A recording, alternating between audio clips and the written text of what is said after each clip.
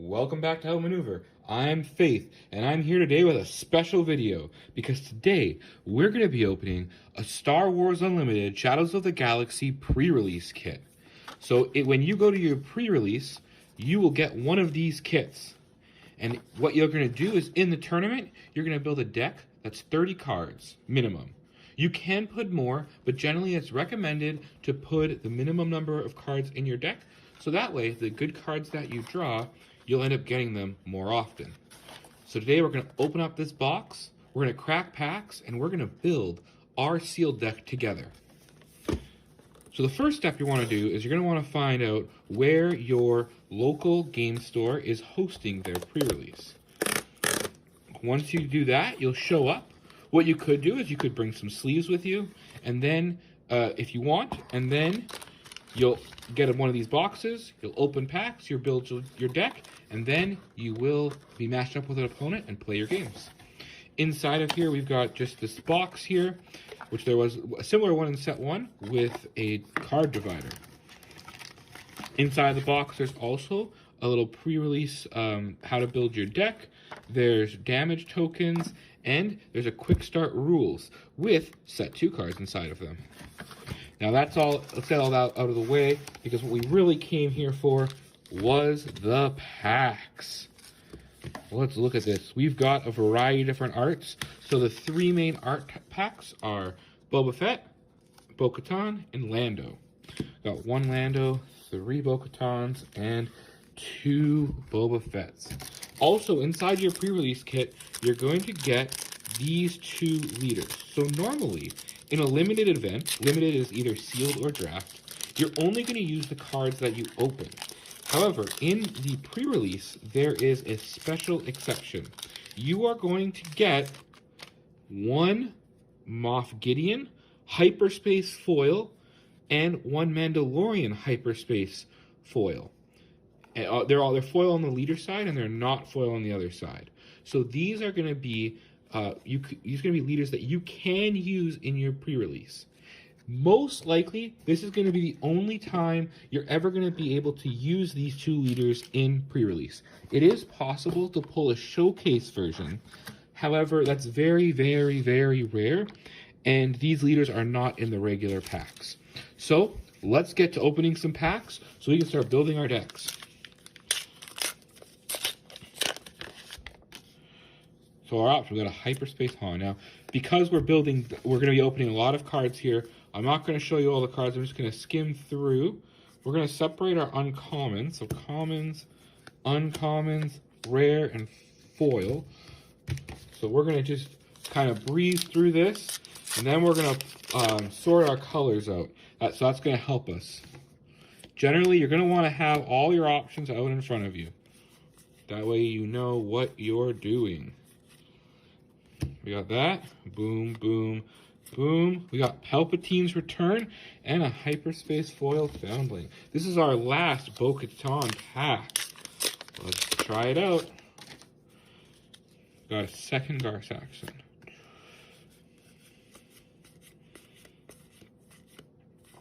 Boom. Oh, we got a special one. Oh. So we got hyperspace uncommon, and we got a legendary Endless Legions. All right, time for our Boba Fett. So Endless Legions, 14 cost, double command. It's pretty restrictive for limited, so we'll have to see what our deck's going to shake out as. Again, I'm separating kind of by rarity here. That's not the only way to separate. It's just something I'm going to do now so we can kind of see where our big hits are. We got these. We got uncommon, uncommon, rose. We got Dr. Evison, and a look the other way, hyperspace. We got 2 more packs. This is our last Boba Fett pack. We got Rey. Ooh, okay. So we've got some options here on leaders. Mostly we're looking at heroism leaders. So let's keep going though. We're gonna see. Maybe we'll get something big that'll change our mind. There's going to be our uncommons. So we got 1, 2. So we got hyperspace. This could be big. It's a hyperspace Spark Rebellion. We got a Kira and a Take Captive. We're on our last pack here. I know we're going fast, but we want to get to the building portion. That's what we're here for as well with the packs. So we got Boba Fett. Oh, got an upside down. Village Protectors. One thing to know here is our common hyperspace is actually 5 cards in, it looks like. So, unlike in the first set, which it was always the last common slot, which would be right here, this is now in the middle, it looks like. So we got Cassian, we got a Forlom. Forlom's very good. Scanning Officer, very good. Imprisoned as our rare, and then we've got an uncommon Jetpack. So, we've got our cards here. Let's just quickly review our rares. We got an Imprisoned, Kira, Director Evison, Endless Legion, Palpatine's Return, and Stolen Landspeeder. So, we're going to look at building our deck. So right now, we're going to cut the video. We're going to sort our cards, and we'll see you guys back soon. And welcome back. Here we are with all the cards from our pack sorted. As we get into the deck building part, we want to thank FFG, Asmodee, and GameGenic once again for sending us this early pre-release kit to help you hopefully get an idea of what to expect at your pre-release. What we have here is we've sorted all the leaders on the top.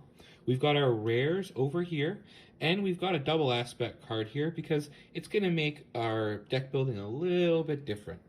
So once we sorted all of our cards into their appropriate piles, having the neutral single aspect cards and the aspectless cards in the middle, all the hero versions of those cards on the top, and the villainy versions of those cards on the bottom, we have an idea of kind of where our deck, the kind of high card numbers in each type are. In a sealed, again, you're opening 6 packs, and so you're going to get a good number of cards, but they are going to be distributed amongst each color combination. After looking at what we have, there's a few different ways that you could build this deck. 2 kind of interesting ideas would be you could use Fennec or Han and look at trying to be aggressive, especially getting 2 of these cartel turncoats. Those would be pretty good with both of these guys. The turncoat also can be good with Boba Fett because they do have a keyword, and so that means when he's flipped, they would be a little bit stronger. However, when I looked at the pile, what I found really interesting, we do have the Gar Saxon, we've got a Brutal Traditions, and we've got 2 of these Super Commando squads. Both these cards all work really well with Gar Saxon, and so we're going to try building ourselves a Gar Saxon deck. So blue is going to be one of our colors, and when we were looking around, another color that we can kind of get some upgrades on, and which guys will already have natural shielded, we already have one of our rares, is Cunning.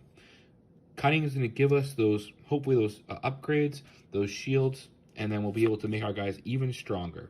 So we're going to build ourselves a Cunning Vigilance deck. And welcome back. We've now sorted out our Villain, Vigilance, and Cunning cards and our aspectless cards of cards that we can play in our Gar Saxon deck. There's one exception, however. For those that are new to Star Wars Unlimited, you might not be aware that in Star Wars Unlimited, you can play any card, except if it doesn't share an aspect with your leader or base, you have to pay 2 additional resources. And so Armorer has a heroism aspect symbol, which means that in our Gar Saxon deck, which has the Vigilance, Villainy, and Cunning aspects, you would have to pay 2 additional resources. However, his effect to come into play and give 3 Mandalorians a shield both works well with Gar Saxon's ability, giving buffs to your units with upgrades, which shields are. It also can be used to give him a shield as well. So we're going to keep him.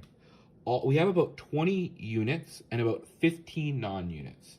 So you want usually around 23 units. So the fact that we're at over that amount, we're going to want to keep all of our units that we have here. So, and this is our cost curve. So we're going to take all of our units. We're going to say that these are all going to be in our deck. And now we're going to try to cut about 5 of these non-units from what we have. So we've got a decent amount of upgrades. However, some of these are bounties, and bounties aren't going to help our Gar Saxon ability because Gar Saxon is going to give our friendly upgraded units abilities. However, Brutal Traditions is a great one for this deck, and Something like Imprisoned is also going to be good to help us with against our opponent's units who may have really good abilities. A bounty, though, like Public Enemy, will be good because it's going to help give us a shield, which is going to make our units a little bit bigger with Gar Saxon. After that, it's debating on, do you want things like healing? Do you want things, other bounties like being able to untap your resources to play more cards? These ones are going to be a little bit more questionable. Something like Rich Reward, however, which is going to give us experience, is good because experience counters are upgrades, which is going to help Gar Saxon.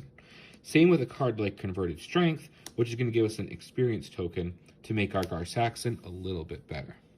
So we're just going to keep looking at these cards that are going to actually kind of help us a little bit with that Mandalorian strategy and be an upgrade themselves. We're going to try running Foundling in there. To help slow our opponents down, because we are a little bit later of a deck, Frozen in Carbonite. So now Enticing Reward is not going to be as beneficial to us, so we're going to try to cut one of these cards. There are really good options in them. Surprise Strike is going to help us later on in the game. However, it's not going to interact with the Gar Saxon ability for upgrades.